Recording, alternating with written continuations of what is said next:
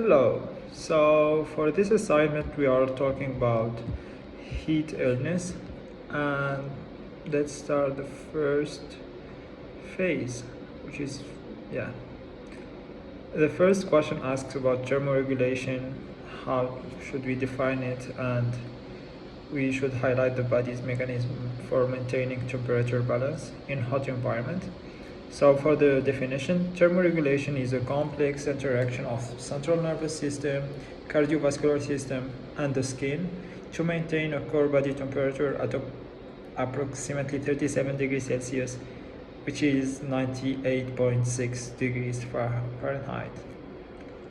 In hot environment, the hypothalamus, which is part of the central nervous system, receives the information regarding core body temperature from different receptors and then send information to increase sweating and vasodilatation as a reaction. So for sweating, it increases sweating to evaporate and cools the skin, and it increases the vasodilatation to increase blood flow to the skin, which leads to heat loss by radiation or convection. For the second question, it asks how elevated humidity levels affects the body's capacity to regulate temperature. So one of the ways, there is 3 or 4 ways how the body lose that or gain some heat, and one of the ways is via evaporation. The evaporation of sweat from the skin depends on the water saturation of the air. So the higher the humidity in the air, the higher the air saturation with moisture. So the higher the humidity, the higher the difficulty to lose heat via evaporation, which means so it makes it harder to the body to maintain the body temperature, which is 37 degrees Celsius, which is 98.6 degrees Fahrenheit. For the third question, it asks about to define the intrinsic factors and extrinsic factors. So for the intrinsic factors, we have the intensity of exercises or poor physical condition, the sleep loss, the dehydration, the use of diuretic or certain medication, the high muscle mass to body fat ratio, the fever, and the skin disorder.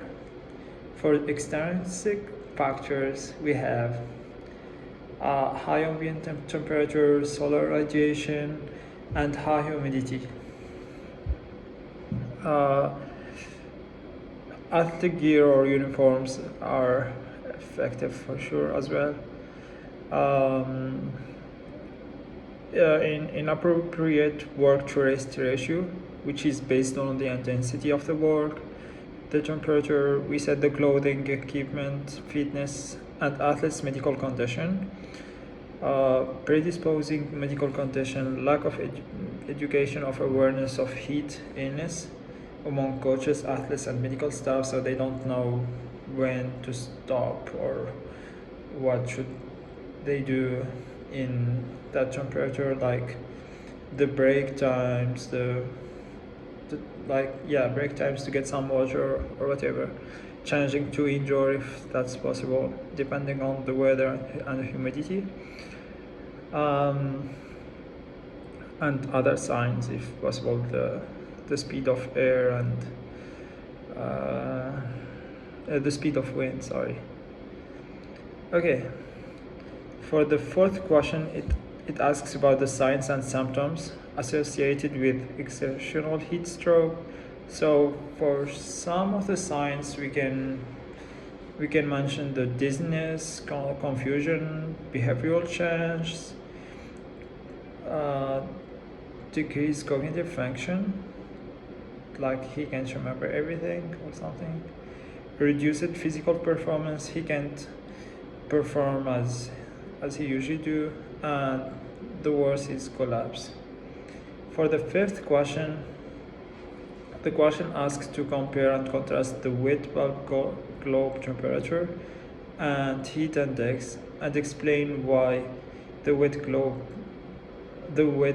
globe temperature is considered the preferred standard for guiding decision about practice or competition modification outdoor activities. So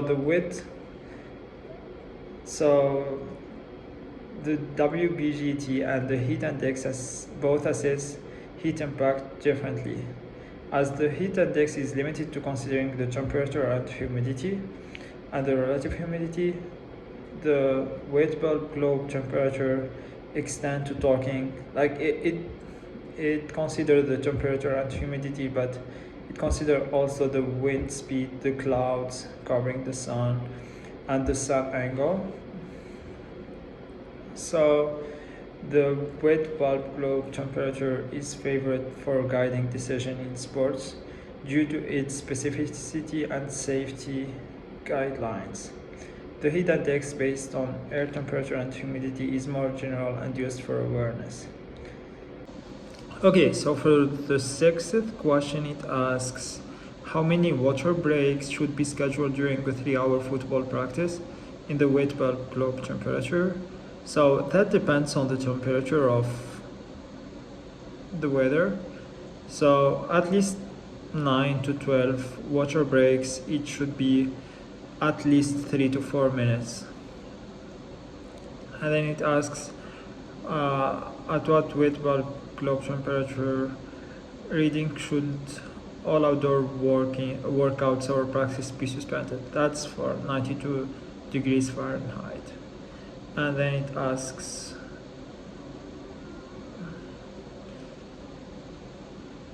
what is the maximum allowable duration for a practice session if the wet bulb globe temperature measures temperature between 90 and 92 Fahrenheit.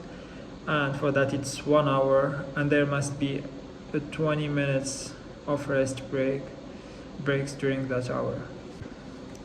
Okay, moving to the scenario questions. So for the first question, it asks, please describe in a step-by-step manner how care should be rendered to a still conscious football athlete who is demonstrating signs and symptoms of exertional heat stroke in the middle of practice. So if that's the case, I would take a brief history. Like I would ask him, is that the first time it feels like that? Are you used to training like in certain conditions like that? I would ask about his hydration, maybe his loss of sleep, if he's sleeping enough. And then I will take in that case they said that he's demonstrating signs and symptoms, so yeah, so I don't need to take and he is conscious, so we know that he's conscious. And okay, we can take his heart rate and his respiratory rate maybe, and then we should take his rectal temperature, and we choose the rectal temperature because it's the most specific one for his body temperature. So if his rectal temperature is above 40.5 degrees Celsius, which is 105 degrees Fahrenheit, and there is evidence of central nervous system dysfunction, we begin the treatment for exertional heat stroke. So for that, we remove any extra clothes, layers or clothes and equipment, and we put him in an ice bath, which it should be its temperature around 60 degrees Fahrenheit, and we keep him there until his rectal temperature goes below 38.9 degrees Celsius, and then we can remove him from cooling. If rectal temperature cannot be measured when he's in the ice bath, it's recommended or it's indicated to keep him for 10 to 15 minutes. and then we monitor the core body for temperature rebound or hypothermic. So his temperature can go lower for a bit and then it goes up again, or it can just go much lower than what we need. So we have to monitor that. And if he goes back, like if his temperature goes back to the standard, which is like around 37 degrees Celsius, and if the symptoms are no longer present, the patient usually can go back home in the same day. Otherwise, if patient's mental status doesn't improve or decline, we assess the hypoglycemia or hyponatremia or other causes, and we treat specifically to that case. So if it's hypoglycemia, maybe we try to give him sugar and wait some time, 5 minutes, and we try again, and we see if that makes him feel better. And if it's hyponatremia, we can give him some water with a lot of salts and electrolytes, and we see if that can help. And he can be transferred to an hospital in that case to take his blood samples and check everything. And then for the second question, it asks, imagine you are monitoring the same patient's core body temperature during cold water immersion. The patient's temperature is currently 103 degrees Fahrenheit, and the EMS arrives and requests that you assist in removing the patient from the ice bath for immediate transport to the hospital. How do you respond? So I personally would discuss and just let them know that his temperature is 103 degrees Fahrenheit right now, which is slightly above the safe temperature to remove a patient, which is the safe temperature is 102.8 degrees Fahrenheit, and I believe they know what to do.